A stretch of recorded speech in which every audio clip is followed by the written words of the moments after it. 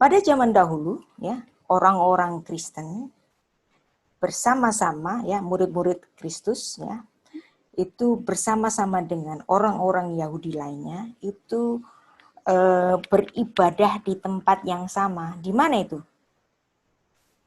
Di sinagog. Ya. Nah, kalau di sinagog berarti kira-kira ada nggak perbedaan agama waktu itu? Belum ada. Pada zaman para rasul, yang Anda lihat di sini misalnya dalam Kisah 13 ayat 5, setiba di Salamis mereka, ya Paulus dan Silas itu memberitakan firman Allah di dalam rumah-rumah ibadat orang Yahudi. Rumah-rumah ibadat orang Yahudi ini dalam bahasa asli Yunaninya ditulis tais sunagogais. Berarti ada di sinagog. Nah, ada di Beit Knesset. Berarti mereka beribadah di sinagog.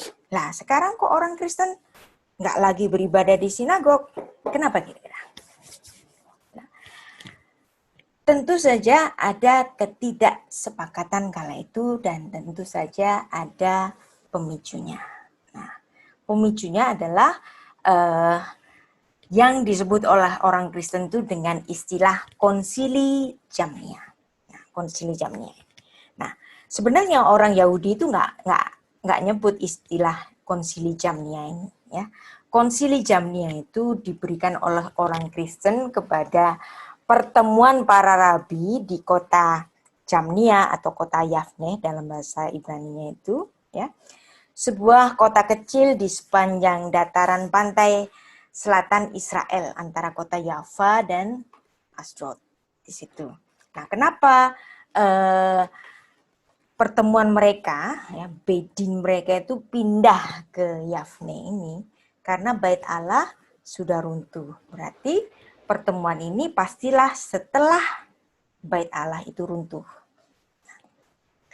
Perkiraannya antara tahun 90 sampai 100. Walaupun ada yang memperkirakan konsili ini terjadi pada tahun 68 sampai 80, tapi itu terlalu dekat dengan keruntuhan Yerusalem. Ya, tentu mereka masih sangat terguncang dan tidak secepat itu mengadakan satu konsili. Ya. Nah, tapi ingat kata konsili itu istilahnya orang Kristen, ya, orang Yahudi nggak sebut konsili. Di situ mereka menentukan di antaranya itu menetapkan kembali kanon Yahudi mereka, ya, tanah Ibrani. Nah, yang dimana mereka sudah tidak menggunakan Septuaginta lagi, karena Septuaginta mereka anggap itu dipakai oleh murid-muridnya Kristus, gitu. Nah, kemudian di sini juga ada banyak sekali yang dibahas, termasuk pembicaraan kembali kitab Kidung Agung itu boleh nggak sih? Tetap nggak sih dimasukkan dalam kanonnya orang Yahudi? Gitu. Kan ini kitab porno, gitu kan, banyak, ya. Orang Yahudi sendiri pun banyak yang salah paham terhadap kitab Shir Hashirim itu.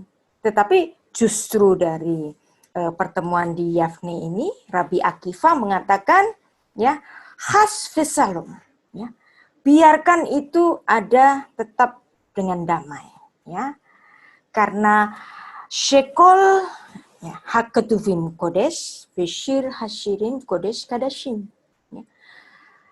Bagian seluruh ketuvim itu memang kudus, tapi aku bilang, kata si Rabbi Akiva, Shir Hashirim, ya, Kadosh Kadashim, ya, Kodesh Kadashim, yang kudus di antara yang kudus.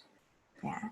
Nah, maka di situ mendapat ketetapan bahwa sesungguhnya kitab Kidung Agung kalau dibaca dengan sehat, itu sesungguhnya adalah kitab hikmat tertinggi. Dan Rabbi Akiva menempatkannya sebagai kitab kudus dari yang paling kudus. Nah, itu salah satu yang dibicarakan di Konsili Yafne. Dan ada lagi hal yang minor lainnya, ya, yang dimana dalam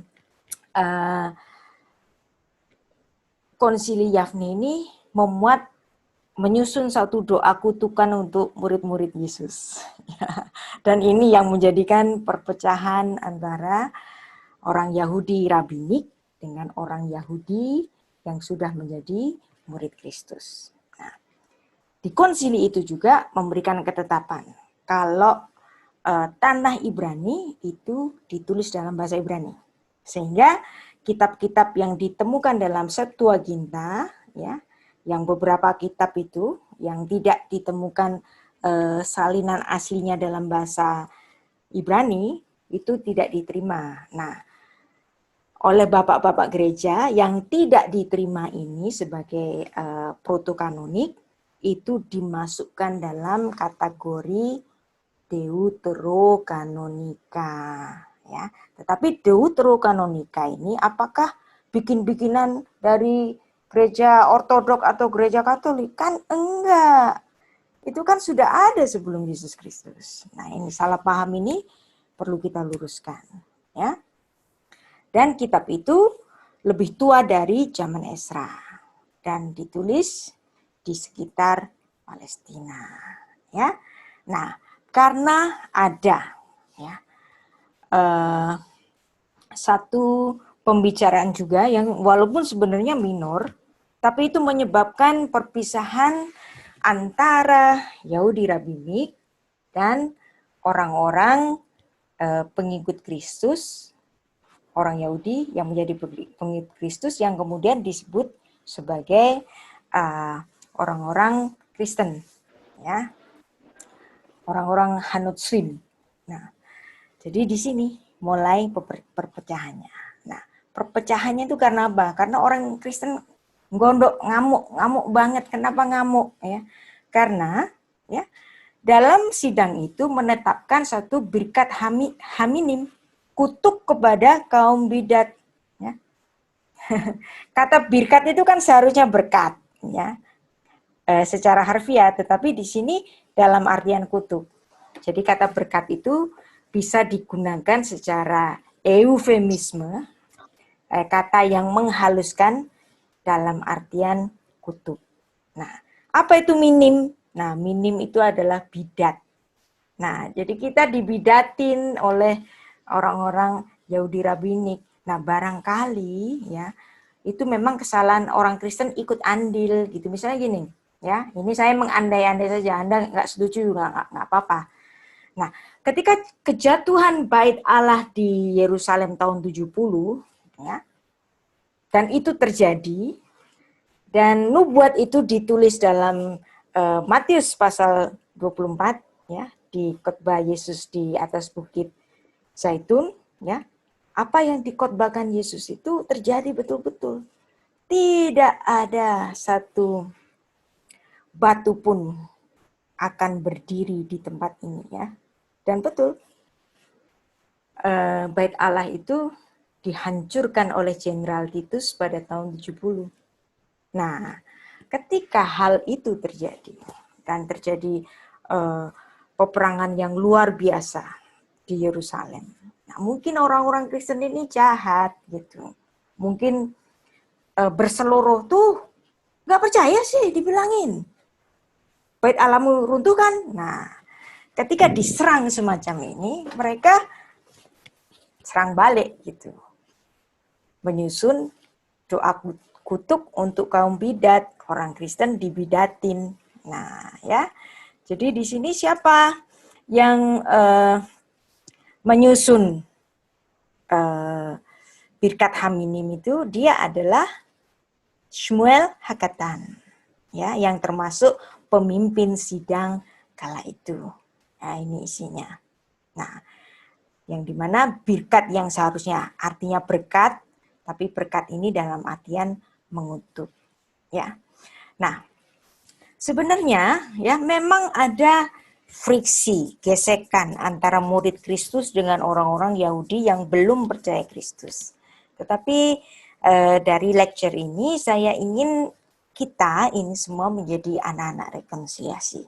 Sebenarnya orang Yahudi kita bisa belajar banyak dari pemikiran mereka yang sangat-sangat terbuka sebenarnya. Nanti saya akan memberikan buktinya. Bahwa mereka itu sesungguhnya lebih terbuka daripada orang Kristen sendiri. Ya, memang ya orang Yahudi itu pernah marah sama orang Kristen sampai membidat-bidatkan dan bahkan menyusun doa kutukan semacam ini, ya. Dan itu membuat orang Kristen marah waktu itu. Coba aja kalau Anda lihat ini artinya. Lam sumadim al tehi tikva, ya. Kepada orang-orang yang murtad, kiranya jangan ada harapan baginya. Ya. Ummal khut sadon meherah te akhir beyaminu. Dan pemerintahan yang jahat, yang lalim, biarlah segera tercabut dari zaman kami ini. Nah, ini untuk siapa kira-kira? Penjajah orang Romawi. Ya. Vehanotrim, nah ini jelas. Dan orang-orang Nasrani, orang Kristen, vehanotrim, ya. Vehaminin, orang-orang bidat, ya, akan segera saat ini juga mereka akan hilang. Nah, dikutukin, disumpahin nih ya, sama orang-orang Yahudi kala itu. Nah, Yimehu misefer hakaim. Kiranya mereka dihapus dari kitab kehidupan. Nah, kalau mereka doanya setiap Yom Kippur itu kan gemar khatimah tova, gitu kan.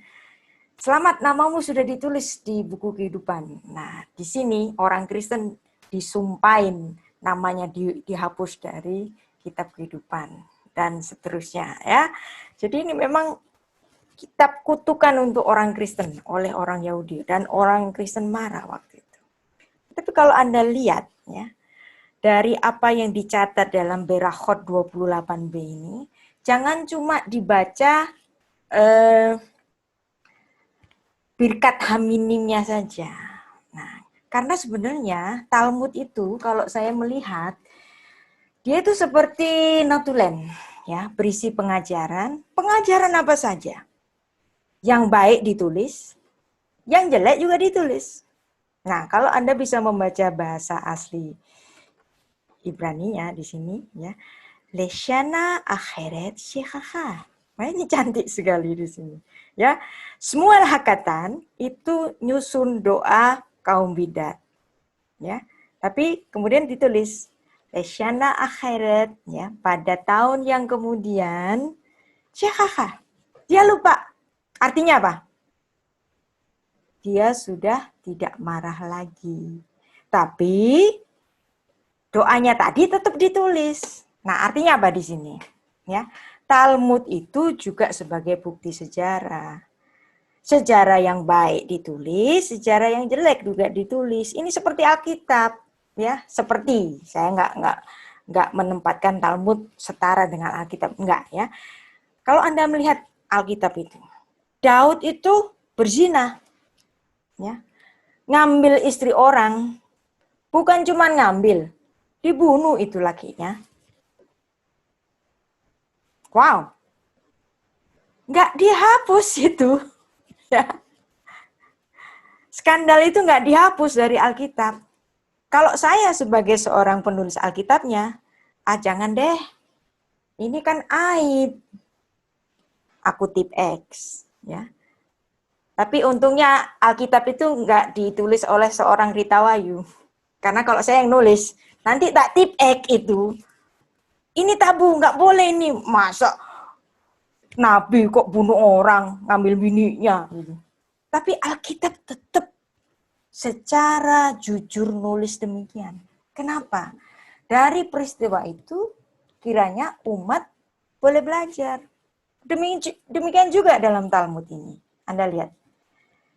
Kutukan kepada orang Kristen ditulis, tapi ditulis juga, ya, Leshana akheret syahaha. Di tahun yang kemudian dia lupa. Artinya apa? Shmuel Hakatan ini sudah nggak marah lagi.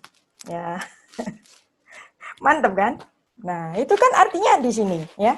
Orang Yahudi nggak seperti orang Kristen, ya.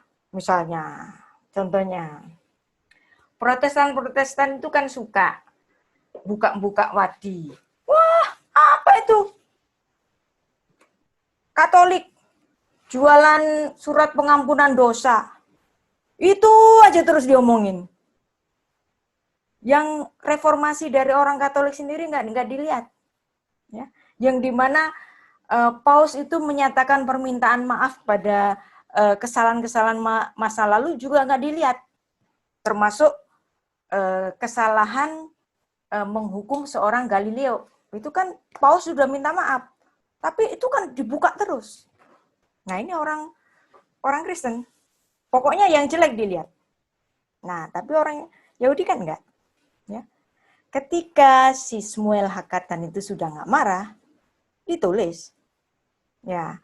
Dan memang kalau Anda mengajukan kepada saya, ngapain tuh Bu Rita itu ngajarin Yudaisme ke Kristenan? Ya, misalnya gitu. Kan itu Talmud itu bicara jahat tentang Yesus. Nah, iya memang gitu.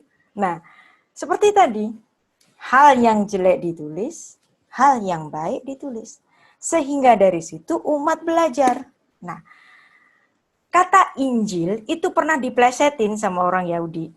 Ya, Injil disebut dengan avongelion. Nah, avon itu dosa, jahat, gelion itu gulungan. Jadi Injilnya orang Kristen itu kitab syaiton gitu kira-kira. Nah, istilahnya seperti itu. Ya, ada di Talmud ada. Ya, dan saya tidak menafikan itu memang ada. Tetapi ini adalah sebagai satu informasi sejarah buat kita bahwa dahulu pernah ada konflik. Seperti kutukan doa tadi kan. Nah, termasuk ketika Tuhan Yesus itu disebut sebagai anak haram. Nah, Yesus itu kan ini putra dari Maryam, seorang perawan suci. Parthenos. Nah, kata Parthenos ini jadi isu besar kala itu. Karena Parthenos itu adalah artinya perawan.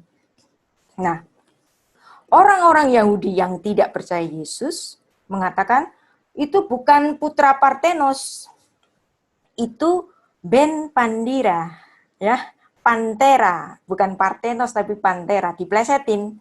Itu anaknya Pantera, bukan anaknya Panteros, tahu nggak? Gitu.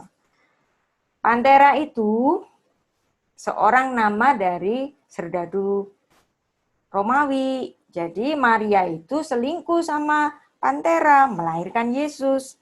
Itu omongan orang Yahudi. Memang ada. Ya, memang ada. Ya. Yang melecehkan Yesus itu memang ada.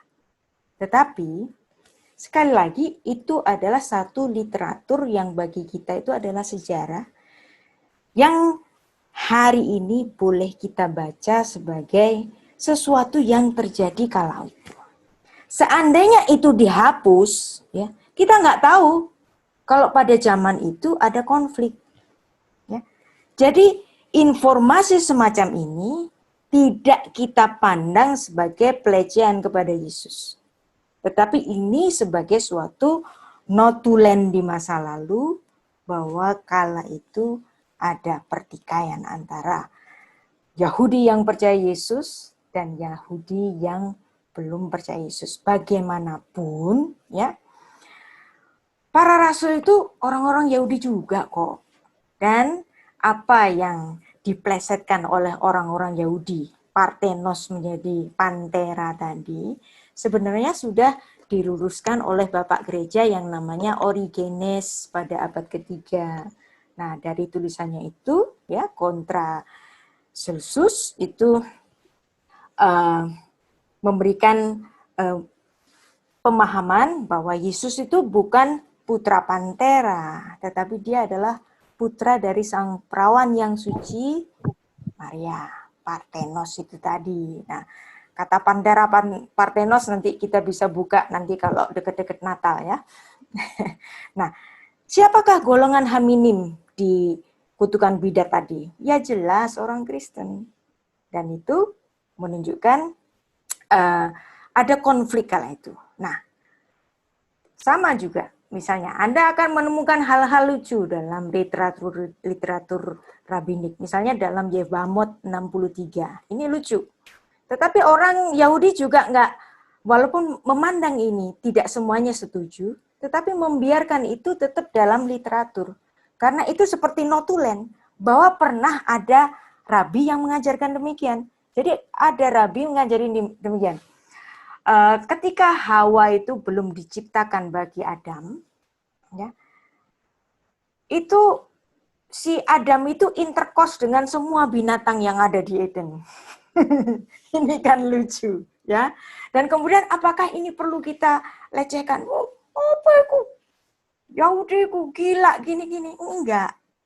Ini adalah notulen. Dan tidak perlu kita ketawakan, ya. Kalau kita memandang ini adalah suatu ide yang tidak benar atau ide yang berseberangan dengan idemu, ya nggak usah diambil. Nah, orang Yahudi itu bisa begitu. Oh, ada yang nulis gitu. So what gitu. Itu kan Gemara. Jadi itu bukan tanah Ibrani. Ya nggak apa-apa. Ada banyak hal-hal yang demikian. Juga ada yang nulis, misalnya, ya, di literatur rabbinik. Itu Adam itu intercourse dengan female spirit. Nah, ini kan kayak klinik banget gitu. Misalnya kayak Sultan Jawa itu kawin dengan Nyi Roro Kidul gitu kan. Nah, ini kan klinik banget. Ada juga, ya. Kitab Zohar itu memang kitab mistisisme. Nah, dan tidak semua orang Yahudi itu setuju dengan mistisisme ini. Nah, tetapi itu dibiarkan. Karena itu adalah bagaimanapun itu sebagai pusaka dari literatur kuno. Nggak akan dibuang, nggak akan dibakar. Ya, kitanya saja yang melihat secara arif apakah ini ajaran yang baik. Kan ini bukan kitab protokanoni. Jadi no problem aja. Nah, pada zaman dahulu ya ada skisma-skisma. Ya, saya membicarakan ada perpecahan yang pertama gara-gara sidang di Yavne, konsili Jamnia. Nah, perpecahan orang Kristen sendiri juga nggak kalah hebat. Ya. Bahkan itu sudah ada sejak zaman para rasul. Nah, perpecahan, skisma, ya, itu sebenarnya dilarang oleh Rasul Paulus. Tetapi toh skisma itu pada tahun 1054 itu tetap ada. Ya. Bahkan kadang-kadang ya perpecahan adanya kelompok ini memisahkan diri menjadi kelompok itu kadang-kadang diperlukan supaya tahu yang mana yang benar, yang mana yang nggak benar. Kadang-kadang itu diperlukan. Nah, terhadap adanya kelompok-kelompok yang berbeda ini, ya, guru besarnya Rasul Paulus itu memberikan wejangan demikian. Karena itu aku berkata kepadamu, jangan bertindak terhadap orang ini. Biarkanlah mereka, sebab jika maksud dan perbuatan mereka itu berasal dari manusia, tentu akan lenyap. Tetapi kalau berasal dari Allah, kamu tidak akan dapat melenyapkan orang-orang ini. Mungkin ternyata juga nanti bahwa kamu yang melawan Allah. Dan nasihat dari Gamaliel ini diterima. Jadi perdebatan pandangan terhadap suatu doktrin dari dulu itu juga ada, ya. Ya, seperti sekarang ini orang lagi angkat-angkatnya debat melulu soal Trinitas, Oneness, Unitarian, whatever, ya. Mereka apa? Kalau saya bilang itu jalan di tempat untuk urusan satu doktrin ini saja. Buat saya itu wasting time. Begitu banyak Alkitab kita itu yang dapat kita pelajari. Masa mau jalan di tempat soal Trinitas aja, ya. Seorang yang sudah menerima Yesus Kristus sebagai Tuhan dan Allah, dia adalah saudara kita, ya. Dan jangan dibidat-bidatkan lagi dong, gitu. Nah, orang mulai nyeret-nyeret saya gitu, ke sini, ke situ, ke situ, ke sini. Saya mengatakan setiap orang yang percaya Yesus Kristus adalah Tuhan dan Allah, dia saudara kita. Nah, gara-gara mereka menjaga ortodoksi, nah gampang banget ngomong orang sesat. Nah, tetapi ya nanti kita akan belajar dari filsafat Yahudi. Nah, orang Kristen itu pecah ya di sini tahun 1054 ini. Skisma besar ya. Katolik Barat dan Katolik Timur. Nah, setelah itu yang Barat ini pecah lagi pada abad ke-16 dengan adanya tesis dari Luther itu. Wow. Dan itu terjadi sampai sekarang. Ya, orang-orang Protestan utamanya itu tidak lagi menghormati saudara-saudara tuanya. Pokoknya salah, pokoknya kamu salah deh. Nah ini skisma menurut gereja ortodok, ya. Jadi yang lurus, tetap lurus itu ortodok. Yang barat ini ya jadi Protestan. Terus kemudian jadi beribu-ribu, beratus-ratus ribu aliran-aliran yang macam-macam selama ini, ya. Tapi itulah yang terjadi, ya. Walaupun sudah terjadi perpecahan seperti ini, maka saya ajak Anda untuk bagaimana kita yang muda ini menghormati yang tua, ya. Pada Katolik Roma, pada Ortodok, pada Yahudi, ya. Karena bagaimanapun mereka memiliki andilnya sendiri-sendiri. Nah, kita ambil satu pengajaran yang baik dari Rabbi Hillel, ya. Al-tadin et khafraha at shetagia limkomo. Jangan kamu menjudgment, menghakimi sesamamu, ya, sampai engkau datang ke rumahnya. Nah, kalau sekarang kan nggak setuju sama itu bikin YouTube, nggak setuju sama itu bikin YouTube, nggak ketemu, ya, atau ketemu memang untuk bertanding, ya. Jadi kayak pertandingan tinju. Nah, buat saya ini bukan satu teladan yang baik, malah kita jadi ketawaan oleh orang-orang Muslim. Tuh, orang Kristen ribut sendiri tentang doktrinnya. Mereka bingung siapa Tuhan mereka. Diketawain demikian, apa nggak malu? Oke, kita teruskan lagi. Nah, Birkat Haminim itu berakhir, bisa berakhir. Ya, marahnya Shmuel Hakatan, di tahun kemudian dia lupa. Nah, ada saatnya seorang Shmuel Hakatan itu berhenti nyinyir. Nah, ini kalau kita itu nyinyir terus, setiap tahun ada perdebatan doktrin. Dan sekarang tambah meruncing, ya kan? Nah, bahkan Shmuel Hakatan ini, kenapa dia melupakan doa kutukan bidat tadi? Dia membaca kitab suci Amsal 24 ayat 17. Jangan bersukacita kalau musuhmu jatuh. Jangan hatimu beria-ria kalau ia terperosok. Nah, kalau kita ngelihat begini, ya, Shmuel Hakatan ini Kristen banget, ya. Sangat kasih di sini. Dia pernah marah, oke, waktu itu emosi. Tapi kalau udah ya udah gitu, ya. Dia bisa mengampuni apa yang sudah terjadi. Ya. Jadi seperti ini. Ada perpecahan-perpecahan, ya, dan kita adalah memang produk dari perpecahan itu. Jangan kita terus-terusin perpecahan itu. Saya ingin kita menjadi orang-orang Kristen yang paham sejarah, ya, dan kita mengharapkan bagaimana, ya, kita menghormati orang Yahudi, kita menghormati saudara tua kita orang Protestan, Ortodok, ya, dan kita menginginkan, ya, kita bersama-sama beribadah karena kita menyembah Elohim yang sama, ya. Kenapa enggak?